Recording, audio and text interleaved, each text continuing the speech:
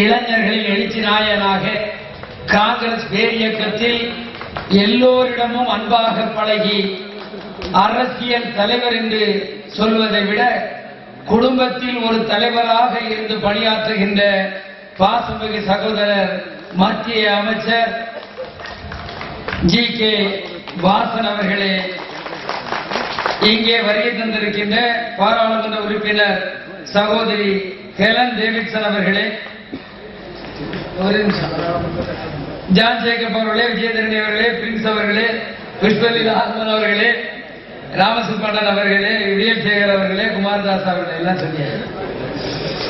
தமிழ் மொழி தமிழகத்தில் இருந்தாலும் வெளிநாட்டிலே இருந்து வந்து அந்த தமிழை கற்று அந்த தமிழுக்கு இலக்கணம் படைத்து அந்த தமிழின் சுவையை உலகத்திற்கு தெரிய வேண்டும் என்பதற்காக திருக்குறள் முதல் திருவாசகம் வரை வெளிநாட்டு மொழிகளிலே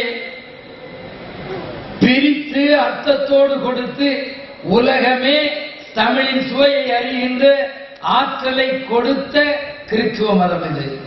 வீரமாமுனிவர் ஜி.யு. போப் அவர்கள்,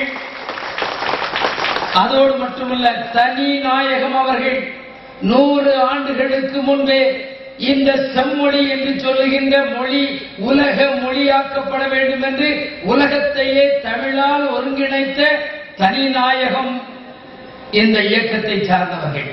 அன்புதான் அடிப்படை, அன்பு ஒன்று இருந்தால் இந்த உலகத்தில் எல்லோருக்கும் நன்மை என்று தன்னை வருத்தி இந்த மக்களுக்காக உயிர் விட்ட அந்த இயேசுபிரான் வழியிலே இன்று கிறிஸ்துவ மக்கள் இன்று தமிழுக்காக மட்டுமல்ல, அங்கே ஆஸ்பத்திரியிலே ஏழைகளாய் மற்றவர்கள் ஆதரவு இல்லை, குடும்ப ஆதரவில்லை என்று சொன்ன நேரத்தில் நாங்கள் இருக்கிறோம் என்று சொல்லி அவர்களுக்கு ஒரு நல்ல தைரியத்தையும் தெம்பையும் உண்ணுவதற்கு உணவையும் கொடுத்து ஆசீர்வதிக்கின்ற ஆற்றலை செய்கின்ற அந்த பெருமக்களை நான் பாராட்டுகிறேன். இந்த கிறிஸ்துமஸ் விழாவில் ஆஸ்பத்திரிகள், பள்ளிக்கூடங்கள், சமுதாய கூடங்கள் என்று மக்களுக்காக சேவை செய்து கொண்டிருக்கின்ற இந்த மாபெரும் இயக்கத்தில் இன்று நடத்துகின்ற இந்த கிறிஸ்துமஸ் விழாவில் எல்லோருக்கும் எல்லாம் கிடைக்க வேண்டும்.